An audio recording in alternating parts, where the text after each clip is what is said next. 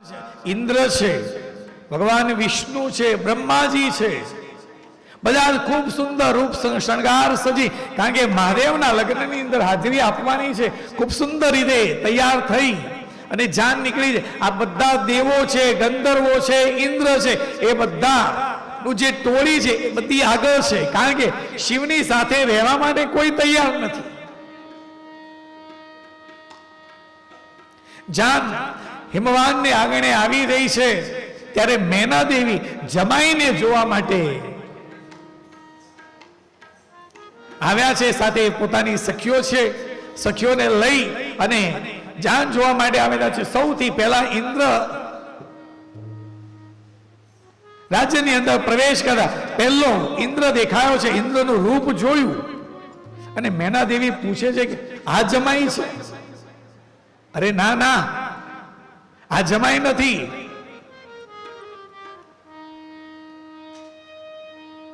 આ તો જે એમનું ઘર છે એની રક્ષા કરવાનું કામ આ કરે છે. ઓહો, એ જો આટલો સુંદર હોય તો મારો પતિ, મારો જમાઈ કેવો હશે? બ્રહ્માજીને જોયા છે, સફેદ વાળ દાઢી, ખૂબ સુંદર સફેદ સફેદ, સાથે સરસ્વતી દેવીને લઈ અને આવે છે કે આ ના ના, આ તો એમના દાદા છે. દાદા આટલા સરસ છે, મારા જમાઈ કેટલા સુંદર હશે. નારદજી બાજુમાં ઉભા છે. નારદજી કહે છે કે તું ચિંતા નહીં કર, માં બતાવું છું તારો જમાઈ કેવો છે. બીજા કેટલા ગંધર્વો ગયા છે, દેવો ગયા છે. આ જોઈને મેના દેવીની આંખો ચકાચોંધ થઈ ગઈ છે. ઓહો હો હો, આ બધા જાનૈયાઓ છે. કુબેરને જોયો છે, ખૂબ સુંદર વસ્ત્રો પરિધાન કરેલા છે, સુવર્ણ અલંકારો છે. કુબેરને જોઈ અને મેના દેવી કહે છે કે નક્કી આજ જમાઈ લાગે છે. કેટલી સંપત્તિ, કેટલા શણગાર સજેલા છે. નારદજી કહે છે અરે માં, આ શિવ નથી, આ તો શિવનો એકાઉન્ટન્ટ છે. ઓહો, શિવનો અકાઉન્ટન્ટ આટલો સરસ હોય. બીજા કેટલાક દેવો ગયા, ભગવાન વિષ્ણુને જોયા છે. વિષ્ણુનું જે ચતુર્ભુજ સ્વરૂપ જે છે, શાંતાકારમ ભુજગશયનમ પદ્મનાભમ સુરેશમ વિશ્વાધારમ ગગન સદૃશમ, માં લક્ષ્મી સાથે જ્યારે ભગવાન વિષ્ણુને જોયા ને ત્યારે મેના દેવીને થયું છે કે નક્કી આ તો મારો જમાઈ જ છે. નારદજી કહે છે કે માં થોડી તું ધીરજ રાખ, આ તો તારા જમાઈ જે છે ને એનો મિત્ર છે.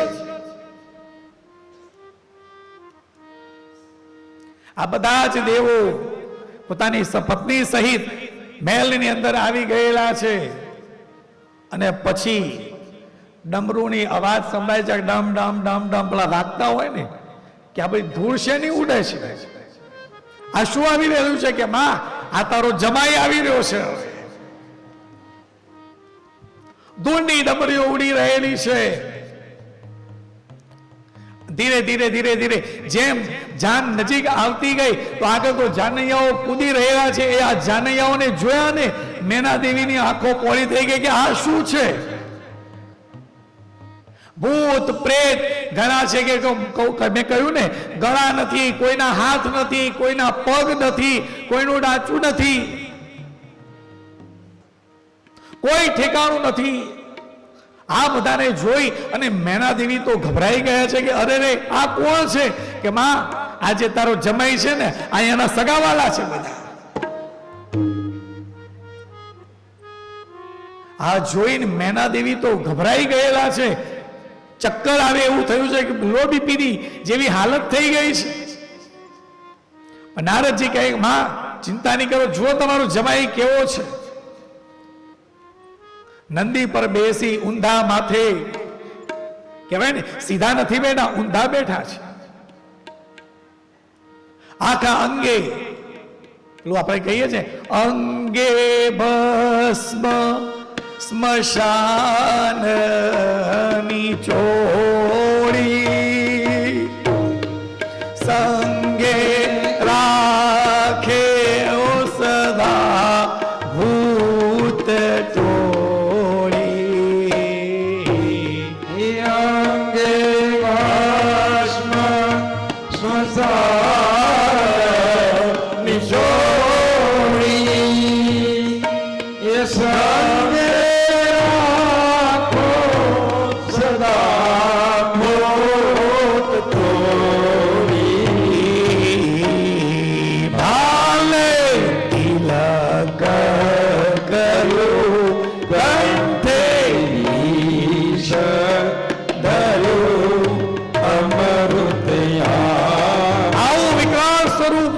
જોયું છે, અરે આ શિવ છે, આ મારો જમાઈ.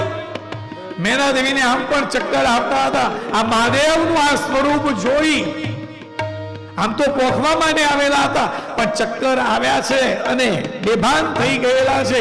આખા મહેલની અંદર દોડા દોડ થઈ. શું થયું કે મેના દેવી બેભાન થઈ ગયેલા છે કે કેમ, શું થયું? અરે જમાઈને જોયો ને, ગભરાઈ ગયા છે કે આવો જમાઈ, મારી દીકરી કેટલી રૂપવાન છે અને મારો જમાઈ આવો. મહાદેવને તો કોઈ ફરક પડતો જ નથી.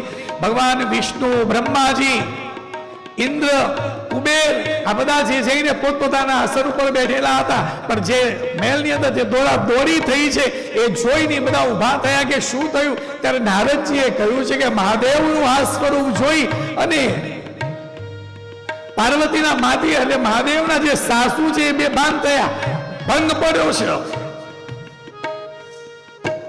આ બધા જ મહાદેવની પાસે ગયા કે પ્રભુ આપણે લગ્ન કરવાના છે અને તમને જોઈ અને તમારી સાસુ ગભરાઈ ગયા છે. બ્રહ્મા, વિષ્ણુ, કુબેર આ બધા ભગવાનને વિનંતી કરે છે કે પ્રભુ આજે તમારા લગ્ન છે, થોડો તો શણગાર કરો. મહાદેવ કહે છે મારી પાસે કઈ છે જ નહીં. બહુ કહેતા હતો વાગાંબર પહેરેલું છે, દિગંબર હતો, વાગાંબર પહેરી લો. ના પ્રભુ. ભગવાન વિષ્ણુ કહે છે કે પ્રભુ તમે અમને અનુમતિ આપો તો તમને તૈયાર કરવાની, અમે તમને તૈયાર કરીએ, પણ તમે અનુમતિ આપો ત્યારે. આ બાજુ મૈના દેવીની સેવા ચાકરી થઈ રહી છે. મહાદેવે કહ્યું છે કે ઠીક છે, લો તમને ગમે ને એવો મને તૈયાર કરો. જ્યારે મહાદેવે અનુમતિ આપી ત્યારે ભગવાન વિષ્ણુએ, બ્રહ્માજી, કુબેર અને ઇન્દ્ર બધા જ દેવતાઓએ ભેગા થઈ ભગવાનને શૃંગાર કર્યો છે. ખૂબ સુંદર વસ્ત્રો પરિધાન કરાવ્યા છે, અલંકારો પહેરાવેલા છે. જે ગળા ઉપર માથે જે ચંદ્ર હતો એ શોભી રહ્યો છે અને જે આભૂષણો હતા, મહાદેવે કહ્યું, ભગવાન વિષ્ણુ કહે છે કે પ્રભુ અત્યારે આ જે તમારા આભૂષણો છે ને એ બધાને કાઢીને એક બાજુ મૂકવાની થાય, ક્યાંકથી પાછા બહાર નીકળશે તો કઈક તકલીફ કરશે. બધાને અલગા કર્યા છે અને ખૂબ સુંદર શૃંગાર રચેલો છે. એ રૂપ જોઈ ભગવાન વિષ્ણુ, કામદેવ પણ મોહિત થઈ ગયો છે કે પ્રભુ આટલું સુંદર રૂપ. ખૂબ સુંદર શણગાર કર્યો છે ને તૈયાર કર્યા છે. આ બાજુ મેના દેવીના મોઢા ઉપર પાણી છાંટ્યું છે. મેના દેવી જાગૃત થયા. મેના દેવી કે અહીંયા કોણ લાવ્યું? મેના દેવી કહે છે કે હું મારી દીકરીના લગ્ન શિવ સાથે તો નહીં જ કરું. મેં જે રૂપ જોયું, મારી દીકરી ક્યાં રહેશે? મેં એને લાલન પાલન કરીને ખૂબ સુંદર રીતે એને તૈયાર કરેલી છે, સંસ્કાર સારા આપેલા છે, અને એને રહેવાનું ક્યાં? આવો મારો જમાઈ. નારદજીને કહે છે કે નારદજી કહે કે માં મેં તને બધું જ પહેલા કહેલું હતું, પણ તે જે રૂપ જોયું છે ને તો ઠીક છે, પણ તે તું શિવને જોતો કરી. અરે નહીં, મેં એની ટોળી જોઈ, એમને દૂરથી જોયા અને મેં નક્કી કર્યું મારી દીકરીના લગ્ન એની સાથે તો નહીં જ કરું. દેવોએ વિનંતી કરી છે કે માં તું તારા જમાઈના દર્શન તો કર, કેવો લાગે છે. બહુ આગ્રહ કર્યો છે. ત્યારે મેના દેવી એમની સખીઓને લઈ દેવતાઓ સહિત મહાદેવના દર્શન કર્યા છે. આ સુંદર રૂપ જોઈ મેના દેવી પ્રસન્ન થયા છે કે આ મારો જમાઈ છે. હા માં, અમે તને કહેલું તો હતું, આ અલગારી છે. મેના દેવી મહાદેવની જે સૌંદર્યતા છે, જે રીતે તૈયાર થયેલા હતા એ જોઈ મહાદેવ ને જોઈને માં મેના પ્રસન્ન થયા છે, પોંખ્યા છે અને લગ્ન મંડપની અંદર લાવ્યા છે. વિધિ શરૂ થયો છે લગ્નનો. આપણે વિધિ જે થાય છે એ જ વિધિ થયો છે ત્યાં, પણ વિધિ થયો એટલે જે વિદ્વાન ભૂદેવ હતા એમને કહ્યું કે તમારું ગોત્ર કયું? એટલે તમારી 3 પેઢીના નામ બતાવો. તમારા દાદાનું નામ, કોના પૌત્ર, કોના નામ, કોના પૌત્ર કે વિષ્ણુના. વિષ્ણુના બાપનું નામ શું? હવે શું કેવું? એ પોતે જ છે. વિષ્ણુના પિતાનું નામ શું? એ કે હું. આ ભૂદેવ છે ચકડોળે ચડે કે આ શું બોલી રહેલા છે, અને સાચું જ છે ને. હું આ સાંભળીને ગોળ બાબા ધંધે લાગી ગયા છે કે આ શું બોલી રહેલો છે. આ તો વાત એવી સંતો કહે છે ને. સામાન્ય ઉદાહરણ જોવા જઈએ તો ઘરની અંદર પત્ની કોનાથી બિહાય? તો કે ઉંદરથી. ઘરમાં ઉંદર આવી જાય તો બેન બા. પત્ની કોનાથી બિહાય? ઉંદરથી. ઉંદર કોનાથી બિહાય? બિલાડીથી. બિલાડી કોનાથી બિહાય? કૂતરાથી. કૂતરાથી કોણ બિહાય? પતિ. અને પતિ કોનાથી બિહાય? પત્નીથી. આ બધું ભેગું થયું. આ ગોળ ગોળ ફરી જાવા ક્યાં ફરી ફરીને ક્યાં જાવ? એવમ પ્રવર્તિત ચક્રમ. આ ચક્ર ચાલ્યા જ કરે છે.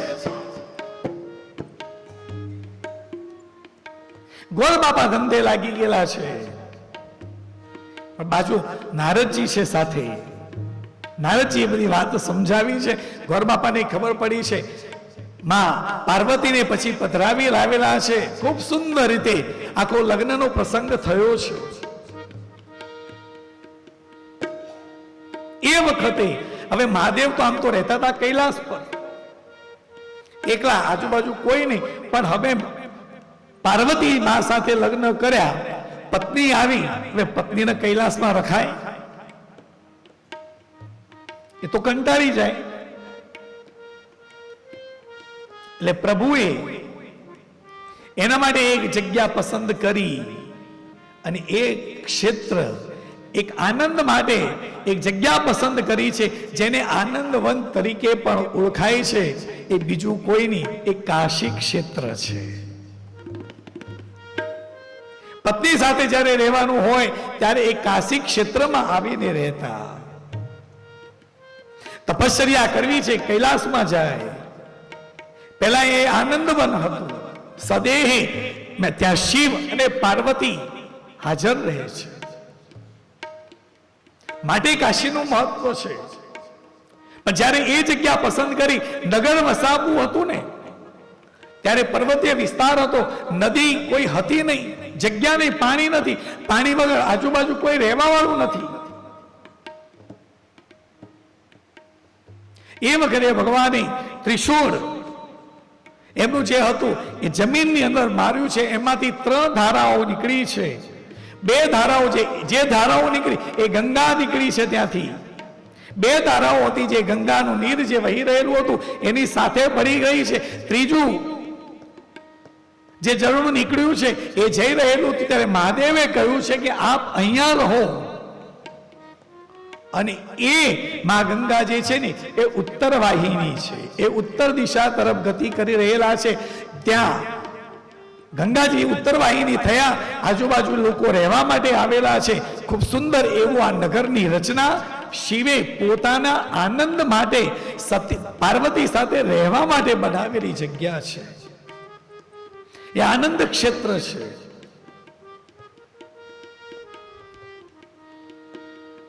કાશીનું મહત્વ કેમ છે એના માટે છે કે ઉત્તર વાહિની ગંગા સહિત જો એ જગ્યાએ કથાનું શ્રવણ કરવામાં આવે કે મહાદેવના દર્શન કરવામાં આવે ને, તો તમારા જન્મ જન્માંતરના બધા જ પુણ્ય પાપ જે છે એ બળીને ભસ્મીભૂત થઈ જાય છે. કાશી વિશ્વનાથ તરીકે પોતે બિરાજમાન છે. અને માં ભગવતી, માં પાર્વતી એ અન્નપૂર્ણા તરીકે ત્યાં બિરાજમાન છે. આજે પણ કાશીમાં જાઓ, કાશી વિશ્વનાથના દર્શન કરો, બાજુમાં મા અન્નપૂર્ણાના દર્શન કરો, અને કાશી ક્ષેત્રની જે રક્ષા કરી રહેલા છે, જે રખેવાળ છે, એવા કાલ ભૈરવ પણ ત્યાં છે. આ કાશીનું મહત્વ છે સાહેબ. લગ્ન કરીને પત્નીને રાખવા માટે જે સ્થાન બનાવ્યું એ કાશી છે.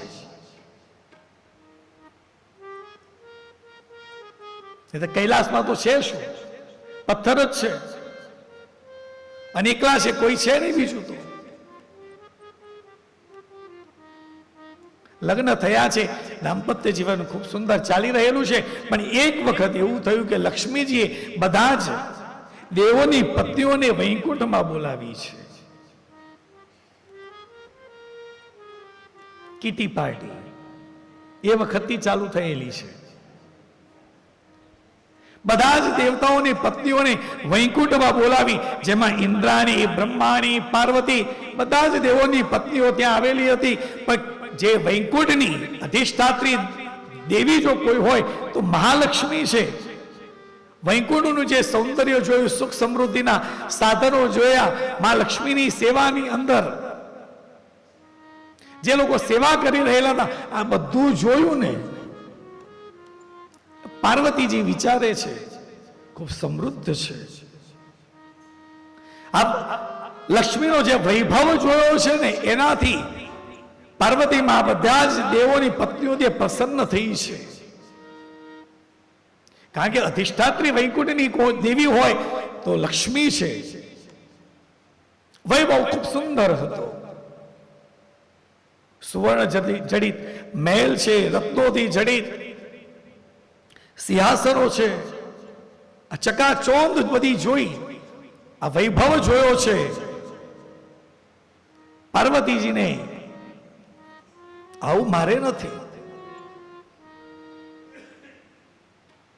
અને આ વૈભવ લક્ષ્મી,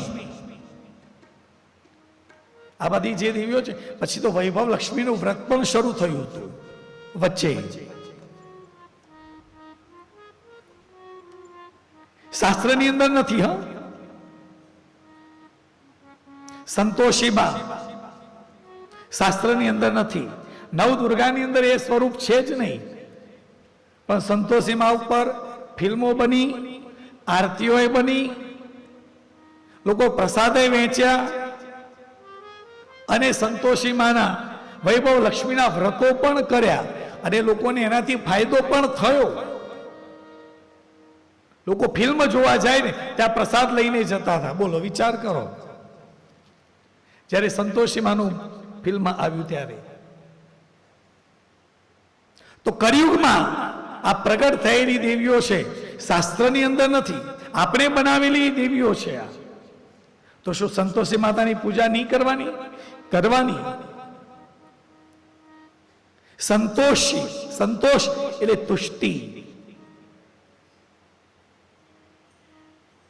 યા દેવી સર્વભૂતેષુ તુષ્ટિ રૂપેણ સંસ્થિતા નમસ્તસ્યૈ નમસ્તસ્યૈ નમસ્તસ્યૈ નમો નમઃ. જીવનની અંદર સંતોષ આવવો જોઈએ. છે આપણા ઘરે જો સંપત્તિ હોય ને તો એ જોઈ આપણે સંતોષ માનવો જોઈએ કે સંતોષી માતાની કૃપા છે. પણ મને સંતોષ છે હોવો જોઈએ. લક્ષ્મીનો વૈભવ જોઈ માં પાર્વતીને પોતાનું ઘર યાદ આવ્યું કે મારે રહેવાનું ક્યાં? સ્મશાન.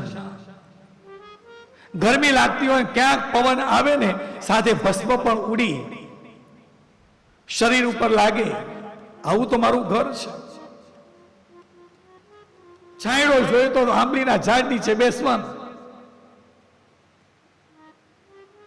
લક્ષ્મીજીના સેવકો જે છે કેટલા સુંદર છે, એમને કેટલા અલંકારો પહેરેલા છે, વસ્ત્રો પરિધાન કરેલા છે. અને મારા સેવકો બૂમ પાડીએ તો કોઈ મોઢા વગરનું આવે, કોઈ હાથ વગરનું આવે. પાર્વતીમાં આ યાદ કરી કીટી પાર્ટી પૂરી થઈ છે પોતાના ઘરે આવ્યા, મોઢું ચડેલું હતું.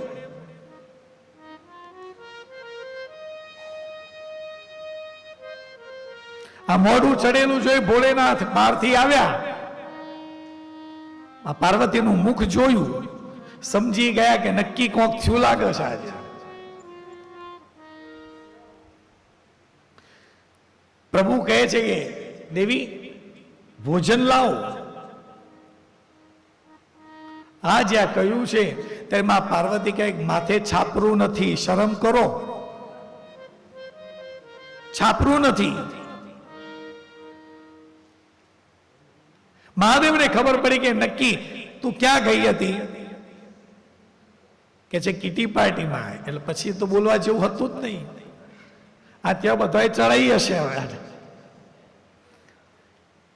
આપણે પણ એ જ થાય છે ને, બેનો કીટી પાર્ટીમાં જાય, આવે એટલે કે બજાર ચલો, કે કેમ સાડી લાવવાની છે. પણ આટલી તો છે, હમણાં તો લાવ્યા હતા. અરે નહીં, મારે બીજી જોઈએ. પણ કેમ આમ? ફલાણા બેનના ઘેર ગયેલી હતી, કેટલી સરસ સાડી લાવેલા હતા, મારે પણ જોઈએ. આ દેખાદેખીની અંદર આ કાર્ય થાય છે.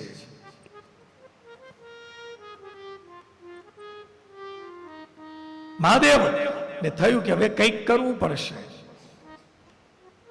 પેલા મારે ઘર જોઈએ. દેવી શાંતિ રાખો, બનાવી આપીશું ઘર.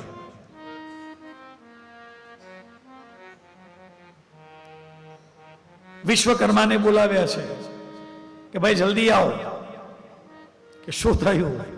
ઘર બનાવવાનું છે. અને ઘર બનાવવાનું કહ્યું તો વિશ્વકર્માએ કહ્યું ઠીક છે પ્રભુ, બનાવી દઉં. ખૂબ સુંદર સુવર્ણ જડિત મહેલ બનાવી દીધો છે. સુખ સુવિધાના બધા જ સાધનો છે. દેવી મહેલ તૈયાર થઈ ગયો છે. કે ઘરનું વાસ્તુ તો કરવું પડે ને. કે હા, વિદ્વાન બ્રાહ્મણને બોલાવો. હવે મહાદેવના ઘરનું વાસ્તુ કરવાનું હોય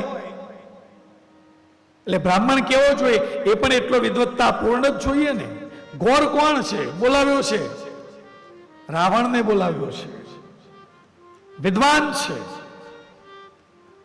આખા ઘરનું વાસ્તુ કર્યું. વાસ્તુ કર્યા બાદ ભોજન સમારંભ થયો. હવે દક્ષિણા આપવાની આવી. આ ઘર જોઈ રાવણને થયું કે આવું ઘર મારે નથી. પ્રભુએ ખૂબ સુંદર ઘર બનાવ્યું છે. પ્રભુ કહે છે કે દક્ષિણા માંગો, શું આપું? રાવણ કહે છે કે પ્રભુ તમે દક્ષિણા આપવાની વાત કરો છો ને, એક કામ કરો ને, આ તમે જે ઘર બનાવ્યું છે ને એ જ આપી દો ને. આ જ્યાં કહ્યું, આ તો ભોળિયો નાચ છે. જળ લીધું છે, જળ લઈ સંકલ્પ કરી અને કહી દીધું કે બ્રાહ્મણ પણ વસ્તુ આપી દો ભાઈ. રાવણ કોરે બોલે લંકાધીનો, ભગીરથ કોરે બોલે ગંગાધીનો. રાવણ કોરે બોલે લંકાધીનો, ભગીરથ કોરે બોલે गंगाधीनो. ओ गंगा में तूने निर्बहाया बोले बाबा. ओ गंगा में तूने निर्बहाया बोले बाबा. ये रखवाले रखवाले ये बम बम बोले शंकर. गले में नाग पहन कर ये डम डम डमरू बाजे. ये बम बम बोले शंकर. જે ઘર પોતાના માટે બનાવેલું હતું એ માગ્યું, એને આપી દીધું. આ ભોળિયો એટલે કહેવાયો છે ભોલેનાથ. પાર્વતીજી કહે છે કે હતું એનું એ તમે કરીને મૂક્યું, કે શું કરું તારે? આપી કોણ શકે છે? જેને ભોગવ્યું છે ને એ જ આપી શકે, બાકી કોઈ આપી ન શકે. જેને ભોગવ્યું ન હોય ને એ કોઈ દિવસ આપી ન શકે, એને કોઈ દિવસ વૈરાગ્ય જાગે જ નહીં.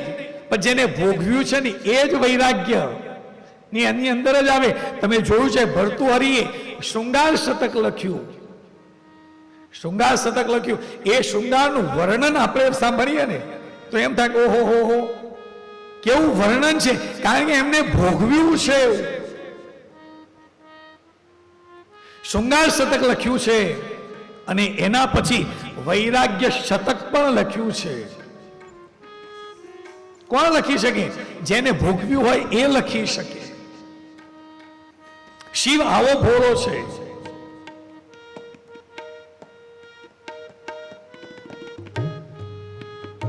શિવ તત્વને સમજવું જ અઘરું છે.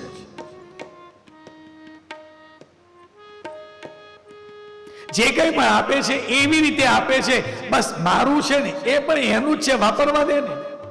માટે આપણે સ્તુતિ છે ને, આપો સ્ત્રુ દ્રષ્ટિમાં તેજ અનોખું,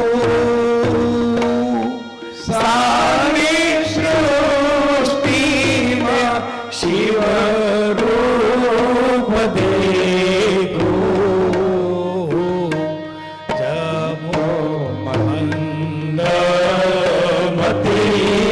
કાળી અકળ ગતિ સમજણ આપો, દયા કરી દર્શન શિવ આપો. એ શંભો ચરણે પડી માગું, ઘડી રે ઘડી કષ્ટ કાપો, દયા કરી દર્શન શિવ આપો. જેને ભોગવ્યું છે ને એ જ આપી શકે, એને જ વૈરાગ્ય જાગે કે બસ હવે મેં ભોગવી લીધા, હવે મારે કંઈ જોઈતું નથી, મને પરમાત્માને પ્રાપ્ત કરવો છે. જેટલા જેટલા રાજાઓ થયા છે તમે જુઓ, ભોગવ્યા પછી એમને છોડ્યું છે. મહાવીર, ભગવાન બુદ્ધ રાજાના દીકરાઓ છે.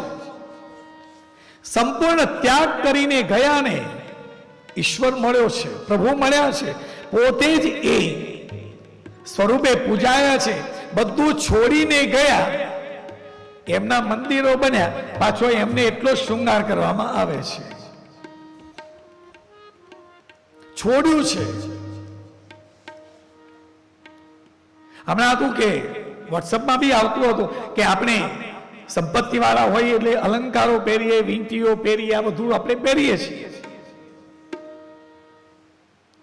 જે વાત થઈ કે મુખ્ય પરિવારના ત્યાં સગાઈ હતી, ત્યારે એ લોકોને જ્યારે ભોજન કરાવતા હતા ત્યારે વિડીયોની અંદર જોવામાં આવ્યું કે એમના કોઈના હાથમાં કોઈ વીંટી નહીં, કોઈ દાગીનો નહીં. કેટલી સરળતા છે સાહેબ.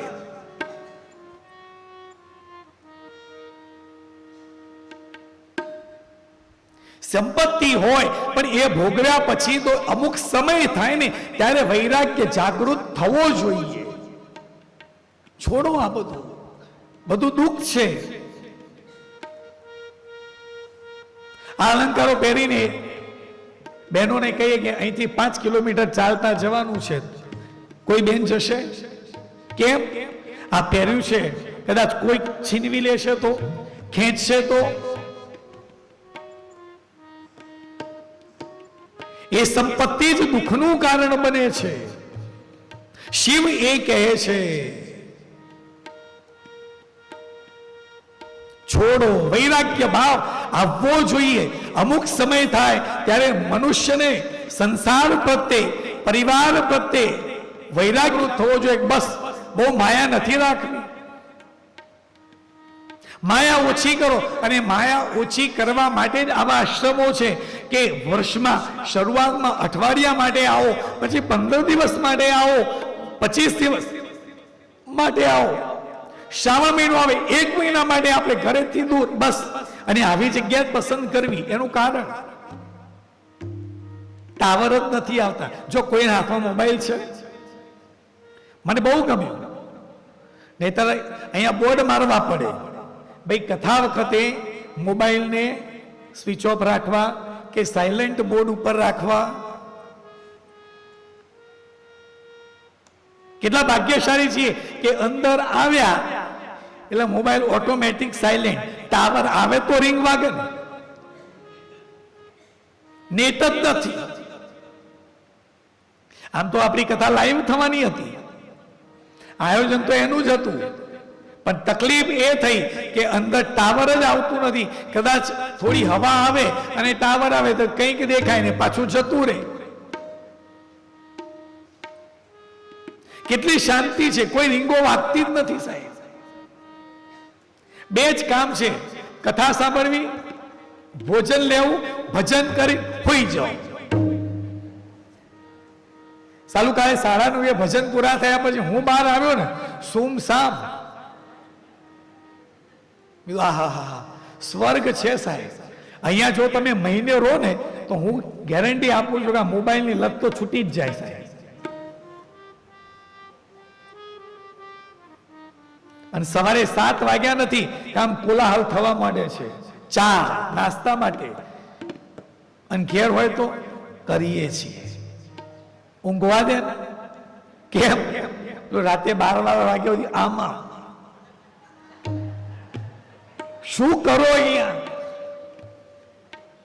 ગઈકાલે અહીંયા પધરામણી થઈ, એ બેનના ઘરે ગયો તો બેને કહ્યું કે મારો ડ્રાઈવર પણ અહીંયા આવવાની ના પાડે છે. કહેતા હશે બેન હું ત્યાં મૂકી જાઉં પણ ત્યાં રહીશું નહીં. કેમ કે ત્યાં નેટ જ નથી આવતું.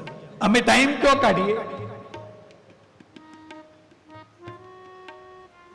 આવી જગ્યાઓ પણ છે, આવા ક્ષેત્ર પણ છે, આવી જગ્યાઓનો ઉપયોગ કરવાનો છે સાહેબ. ધીરે ધીરે ધીરે ધીરે વૈરાગ્ય ભાવ આપણી અંદર જાગૃત થવો જોઈએ. આ શિવ તત્વને સમજો છો તો એનો અર્થ એ છે, શીખવે છે, વનની અંદર પ્રવેશ કર્યો, માયા ઓછી કરો, પ્રભુની અંદર માયા લગાડો. પ્રભુ વસ્તુ અને હું, શિવ તત્વ શીખવે છે.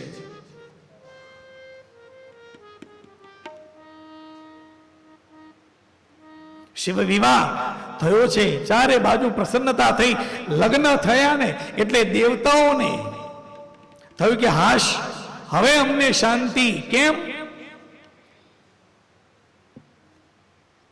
તારકાસુર જે અમને હેરાન કરી રહ્યો હતો ને, હવેથી અમને ટેન્શન હવે નથી, કારણ કે શિવ અને પાર્વતીથી જે સંતાન થશે ને એ અમારી રક્ષા કરશે.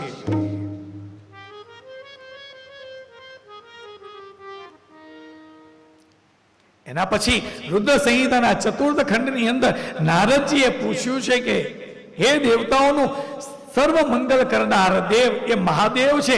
પરમાત્મા શિવે તો સર્વ સમર્થ છે, આત્મારામ થઈ અને એમને પુત્રની ઉત્પત્તિ માટે પાર્વતીજી સાથે લગ્ન કર્યા હતા. એમનો પુત્ર કેવી રીતે ઉત્પન્ન થયો, તારકાસુરને વધ કેવી રીતે થયો, મારે એ કથાનું શ્રવણ કરવું છે. બ્રહ્માજી કથાનું વર્ણન કરતા પ્રસંગ કહેતા સંભળાવી રહેલા છે કે કુમાર ગંગાથી ઉત્પન્ન થયા છે તથા કૃતિકા વગેરે 6 સ્ત્રીઓ દ્વારા એમનું પાલન પોષણ થયું છે. આ 6ની સંતુષ્ટિ માટે એમના 6 મુખ ધારણ કરવા પડ્યા અને કૃતિકાઓ દ્વારા પાલન થયું. તેથી એમનું નામ પડ્યું છે કાર્તિકેય.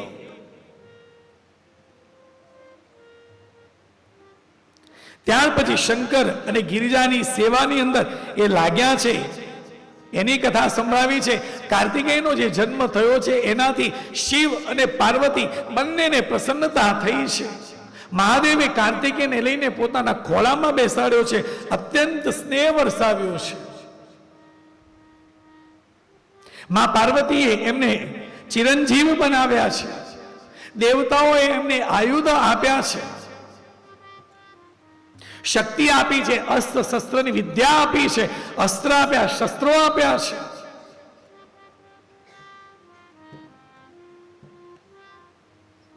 એના પછી દેવતાઓ ભગવાન શંકર પાસે ગયા છે અને કહ્યું છે કે પ્રભુ, તારકાસુરનો કોપ વધી રહ્યો છે, અમારી હેરાનગતિ વધી રહી છે, હવે કુમારના હાથે જ એ માર્યો જવાનો છે. કારણ કે બ્રહ્માજીએ એને વરદાન આપેલું હતું કે શિવ અને પાર્વતીથી જે પુત્ર થશે એનાથી જ તારકાસુરનો વધ થશે. કાર્તિકેયનો જન્મ થયો છે, બહુ બલવાન છે, શક્તિશાળી છે. તમે અમને ઉત્તમ એ ચરિત ઘટિત થાય એના માટે કુમારને તમે અમને સોંપો. આ વાત સાંભળી બ્રહ્માજી કહે છે તો શરૂઆતની અંદર તો ભગવાન શંકરનું હૃદય જે હતું ને એ થોડું એમને દુઃખ થયું છે કે મારા દીકરાને મારે આપવાનો છે, કારણ કે યુદ્ધ કરવાનું છે. કોની સાથે? તારકાસુર સાથે.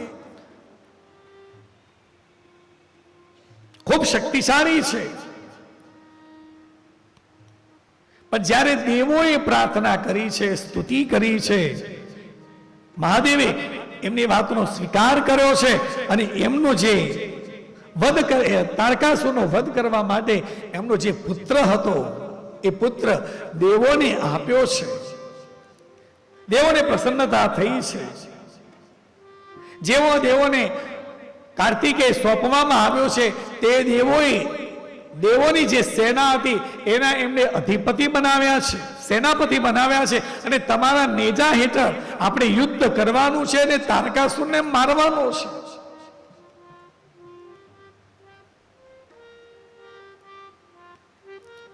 જ્યારે એને સેનાપતિ બનાવવામાં આવ્યા છે ત્યારે આકાશવાણી થઈ છે કે હે દેવગણ, તમે લોકોએ આ કુમારની અધિનાયકત્વની અંદર યુદ્ધ કરવા માટે તૈયાર થયા છો ને, તમારું સર્વે મંગળ થશે, તમે યુદ્ધની અંદર વિજયી થશો.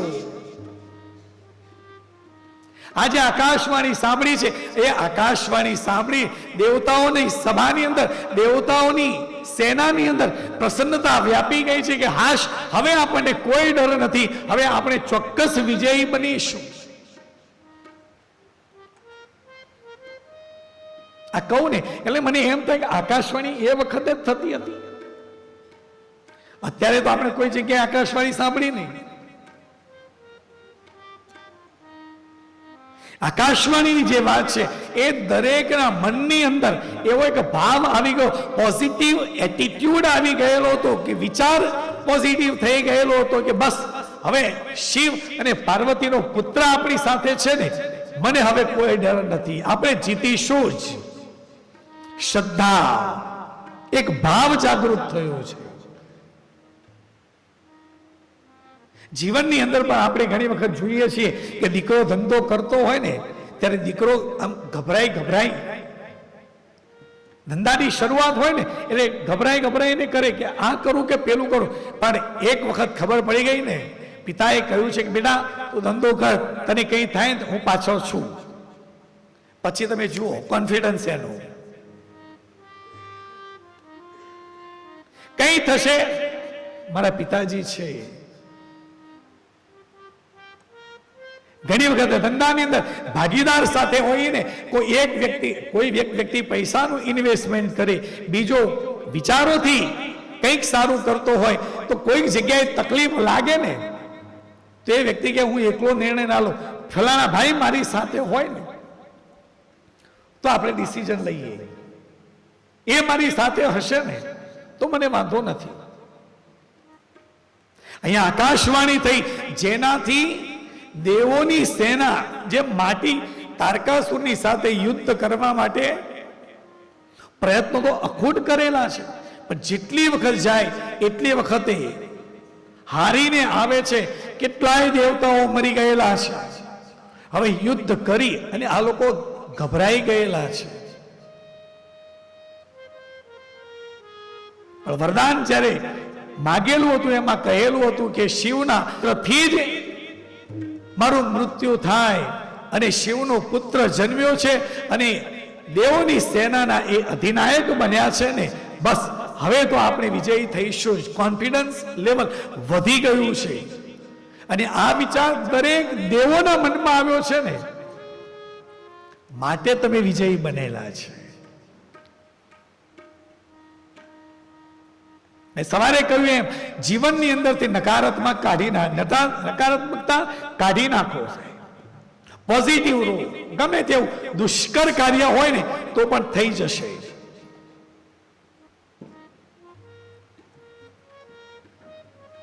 ગઈકાલે સવારે જ મેં એક વોટ્સએપની અંદર મેસેજ જોયો કે ભગવાન જ્યારે વ્યક્તિને દુઃખ આપે છે ને,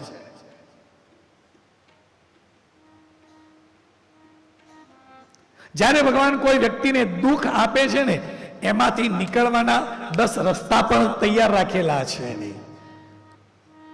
પણ સામાન્ય રીતે વ્યક્તિ દુઃખી થાય ને એટલે માથું પકડીને બેસી રહે, રોદા રોતો રહે. અરે દુઃખ તો આવે, ચલ ઉભો થા, પ્રયત્ન તો કર કે કેવી રીતે બહાર નીકળવું. 1 રસ્તો, 2 રસ્તા, 3 રસ્તા, 4 રસ્તા.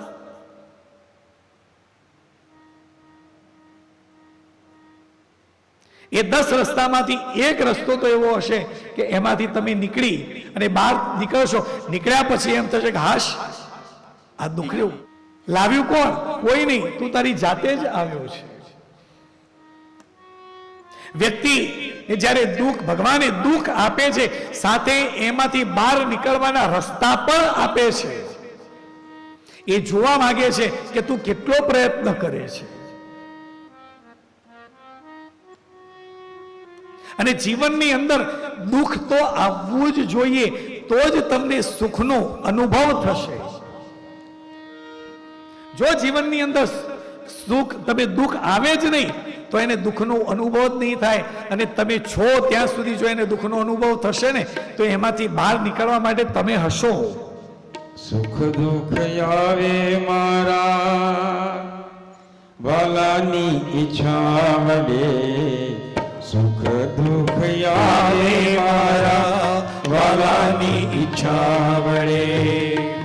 મનને ધીરથી રાખો ઢળે, એ સુખ દુઃખ આવે મારા વાલાની ઈચ્છા વડે, સુખ દુઃખ આવે મારા વાલાની ઈચ્છા વડે.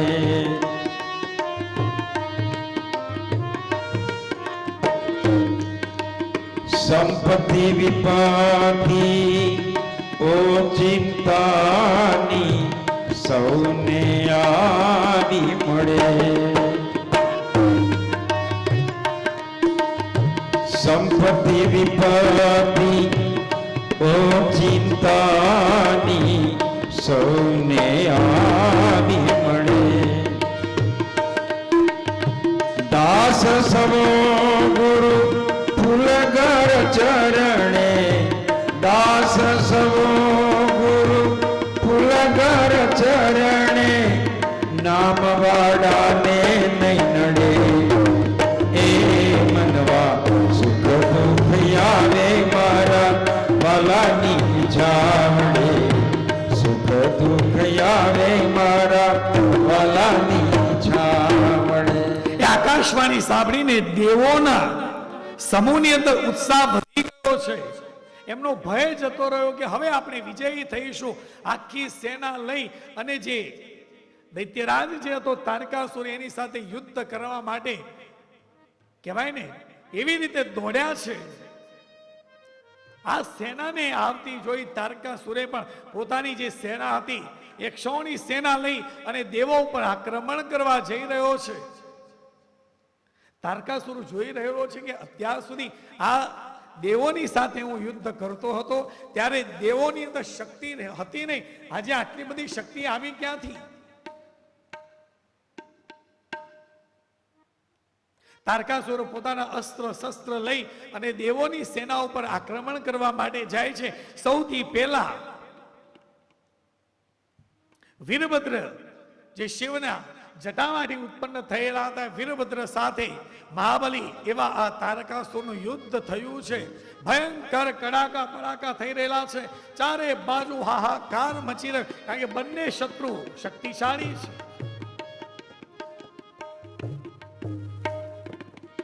આ દૈત્યોનું જે સૈન્ય હતું પરાક્રમી હતું, દેવોને મારવા જઈ રહ્યું છે, દેવો દૈત્યોને મારવા જઈ રહેલા છે.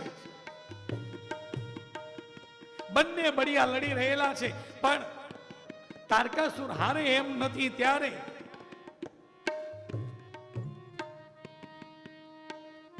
કાર્તિકેય વીરભદ્રને પાછા બોલાવ્યા છે.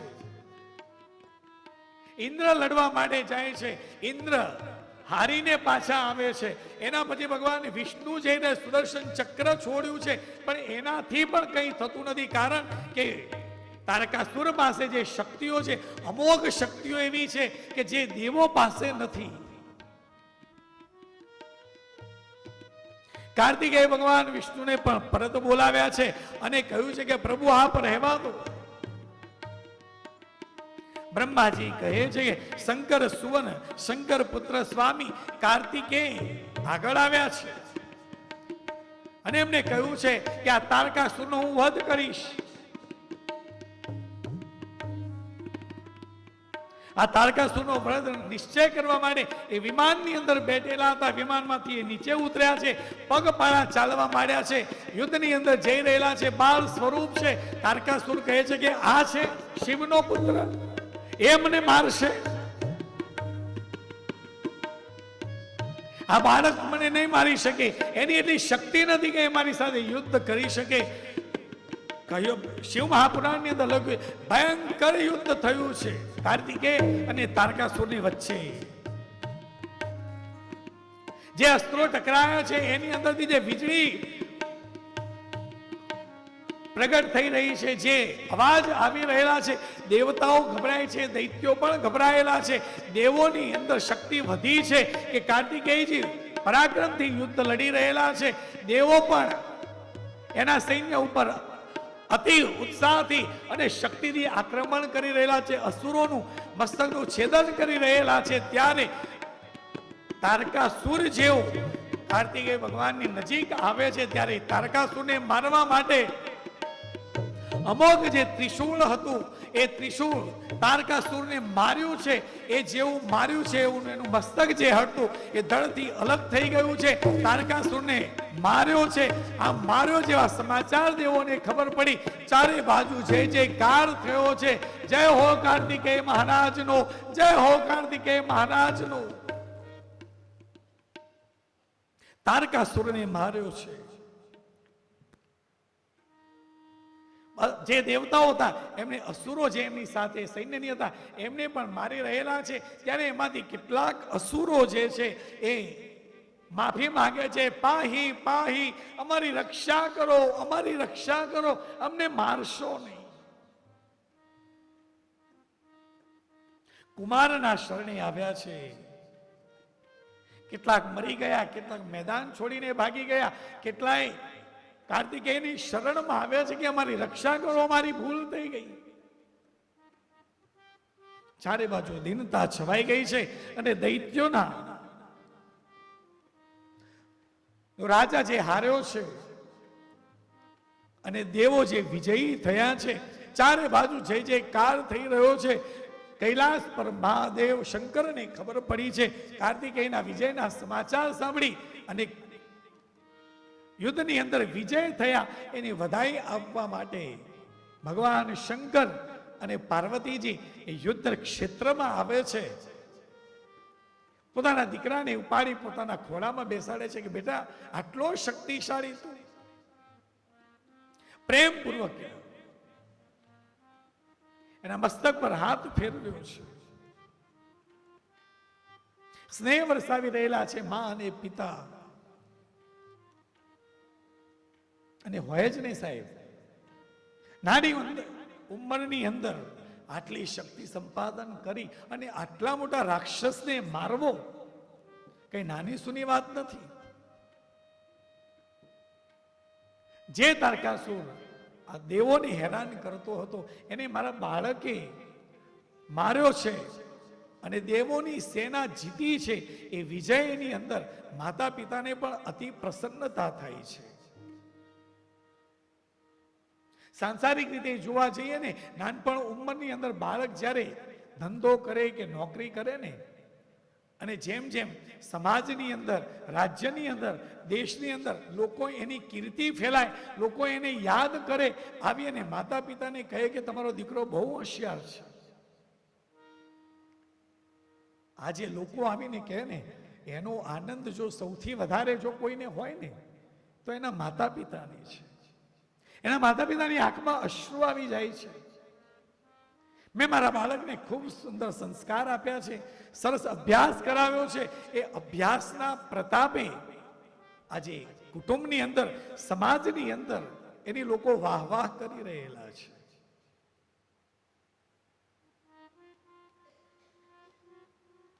દેવો જીત્યા છે, હવે દેવો શાંતિથી રહી રહેલા છે.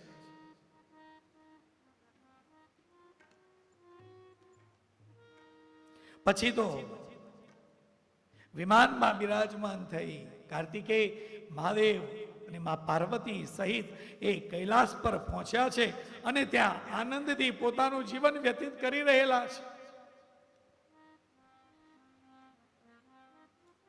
સુજી કહે છે કે તારકારી કુમારના ઉત્તમ અને અદ્ભુત વૃત્તાંત સાંભળી અને નારદજીને ખૂબ પ્રસન્નતા થઈ અને પુનઃ પ્રેમપૂર્વક બ્રહ્માજીને પૂછ્યું છે. નારદજી કહે છે કે હે દેવદેવ, આપ તો શિવ સંબંધી જ્ઞાન કુંડ ભંડાર છો, અગાધ સાગર છો.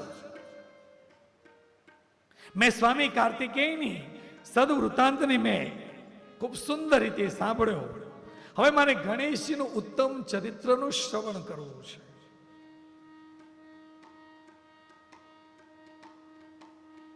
સુતજી કહે છે કે એક વખત પાર્વતીજી, જયા અને વિજયા બંને જે સખીઓ છે એમની સાથે આવીને વિચાર કરવા લાગી. વાત કરતી હતી કે માં, આપણી પાસે જે કંઈ પણ કામ કરવું હોય, આપણે કામ કરવું હોય ને ત્યારે આપણે શિવના ગણોની મદદ લેવી પડે છે.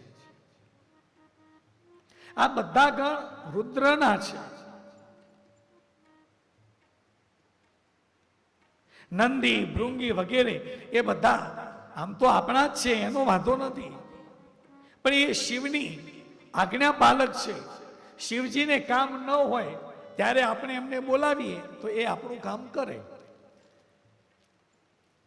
પણ ઘણી વખત એવું પણ થાય કે આપણું કામ ચાલતું હોય અને શિવની આજ્ઞા થાય એટલે જે ગણો છે એ આપણું કામ પડતું મૂકી શિવની સેવામાં જતા રહે. એ શિવની આજ્ઞાની તત્પર રહેતા, આજ્ઞાની અંદર પાલન કરે અને એમનું કાર્ય કરવા માટે તત્પર રહેતા હોય છે. ઘણી વખત આપણે કહીએ તો એ આપણું કામ કરતા નથી. મને એવું લાગે છે આપણો એક પોતાનો પણ એક ગણ જોઈએ, જે આપણી આજ્ઞામાં હોય, જે આપણે કહીએ એ જ કરે.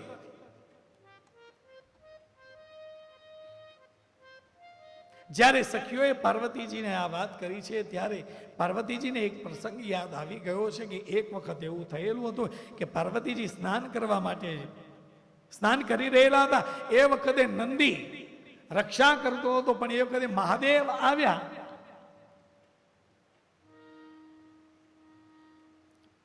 નંદીએ રોક્યા છે, પણ નંદીને ડરાવી શંકર જે છે એ મહેલની અંદર પ્રવેશ કરી ગયા છે.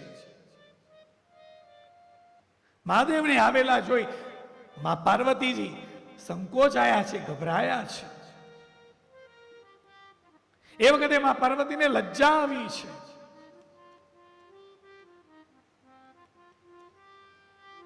કારણ કે શિવ પાર્ષદ છે, એ શિવનો ગણ છે, એ શિવની આજ્ઞાને ઉલ્લંઘી શકે જ નહીં.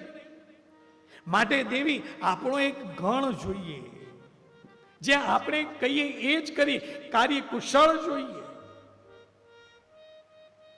અને આપણે જે કહીએ એ આજ્ઞાનું કાર્ય કરવા માટે એ તત્પર હોવો જોઈએ. આ જ્યાં કહ્યું છે ત્યારે પાર્વતીએ પોતાના શરીરના મેલથી એક ચેતન પુરુષનું નિર્માણ કર્યું છે. એ સંપૂર્ણ શુભ લક્ષણો યુક્ત હતો.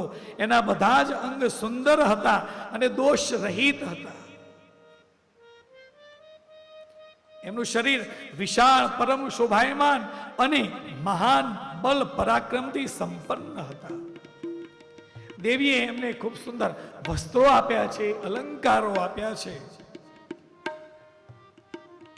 દરેક પ્રકારના આભૂષણ આપ્યા છે અને ઉત્તમ આશીર્વાદ આપતા કહ્યું છે કે તમે મારા પુત્ર છો, તમે મારા પોતાના છો,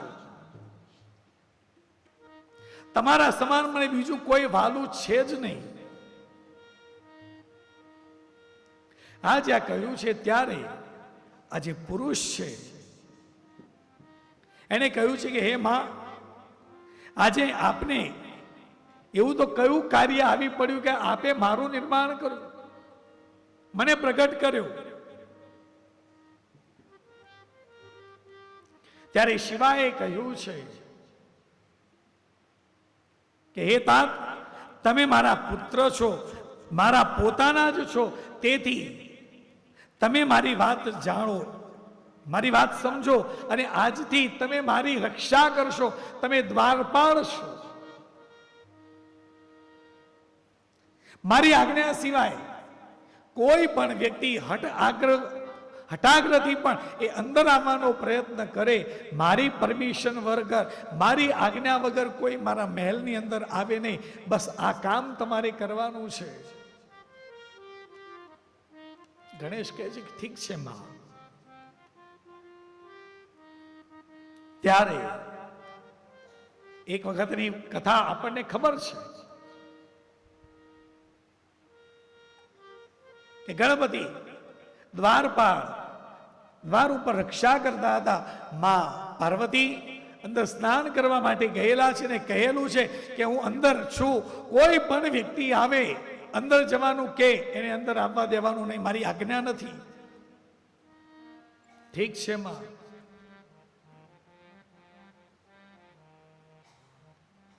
શિવને પણ લીલા કરવાનું મન થયું છે, કારણ કે શિવની લીલાને સમજી કોણ શકે. મહાદેવ તપશ્ચર્યા કરીને આવ્યા છે, સડસડાટ મહેલની અંદર પ્રવેશ કરવા માટે જાય છે. દ્વાર ઉપર ગણેશજી બેઠેલા છે. ગણેશજી ઉભા થાય કે ઓય ઉભા રહો, કોણ છો? મહાદેવને થયું કે આ કૈલાસમાં નવો વ્યક્તિ આવ્યો, કોણ જે મને કહે છે કોણ છો? મહાદેવ કહે છે કે તું કોણ છે? પાર્વતીનો પુત્ર છું, માતાનો પુત્ર છું, હું દ્વારપાળ ઉપર એમની આજ્ઞાનું પાલન કરી રહ્યો છું. માતાની આજ્ઞા ન હોય ત્યાં સુધી તમે અંદર પ્રવેશ નહીં કરી શકો. મહાદેવ કહે છે કે તને ખબર છે હું કોણ છું? મારે એ નથી સાંભળવું. માતાની આજ્ઞા છે કે કોઈને પરમિશન વગર અંદર નહીં જવા દેવાના, હું તમને અંદર નહીં જવા દઉં. આ પિતા અને પુત્ર વચ્ચે સંઘર્ષ ચાલી રહ્યો છે. આજે વાત થઈ રહેલી હતી, શિવના ગણો નંદી અને શૃંગી અને ભૃંગી આવ્યા છે ને કહે પ્રભુ તમે એક બાજુ બેસો, અમે એની સાથે વાત કરીએ છીએ. નંદકેશ્વર આવ્યા છે કે એ ભાઈ તું છે કોણ? ગણ તો અમે છીએ, કૈલાસની રક્ષા કરવાની જવાબદારી અમારી છે. આજ પહેલા અમે તને ક્યાંય જોયો નથી ને અત્યારે તું આવ્યો ક્યાંથી? ખબર છે કોણ છે? શંકર છે, શિવ છે. ગણેશ કે છે હું ઓળખતો નથી.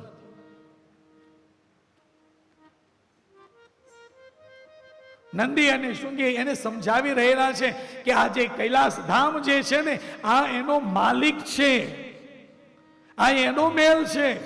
હું ના જાણું, માતાની આજ્ઞા નથી, હું અંદર નહીં જવા દઉં.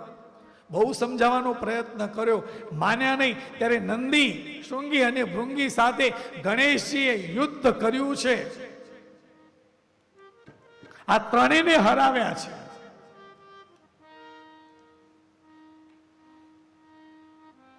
ત્રણેયને હરાવ્યા. દોડતા દોડતા શંકરની ભગવાન પાસે આવ્યા છે કે પ્રભુ અમે એને સમજાવીએ છીએ પણ વાત જ માનવા તૈયાર નથી. આ છે કોણ? ભગવાન શંકરને ક્રોધ આવ્યો છે, શિવને ક્રોધ આવ્યો છે. એ જેવા મહેલની અંદર પ્રવેશ કરવા માટે જાય, આગળ આવીને ઉભા રહે છે. કહ્યું ને માતાની આજ્ઞા નથી, હું અંદર નહીં જવા દઉં. શિવને ક્રોધ આવ્યો છે. શિવ સાથે આ ગણેશનું મહાભયંકર યુદ્ધ થયું છે. બંને બળ્યા છે, કારણ કે બાપ એવા બેટા, દીકરો છે. ભયંકર યુદ્ધ થયું છે, પણ યુદ્ધની અંદર બંને કોઈ હારવા માટે તૈયાર જ થતું નથી. શિવને અતિ ક્રોધ આવ્યો છે અને એમનું જે ત્રિશૂળ હતું, એ ત્રિશૂળ જે હતું, એ ત્રિશૂળથી ગણેશજીના મસ્તકને છેદી નાખ્યું છે અને ગણેશજીનું શરીર હતું એ ધડ સાથે ત્યાં નીચે પડ્યું છે. બહાર જે કોલાહલ થતો હતો એ સાંભળી અને પાર્વતીમાં મહેલની અંદરથી બહાર આવે છે ને જુએ કે શું છે આ કોલાહલ, શેનો છે. પતિને જોયા છે, પ્રસન્નતા થઈ છે કે તમે આવ્યા છો.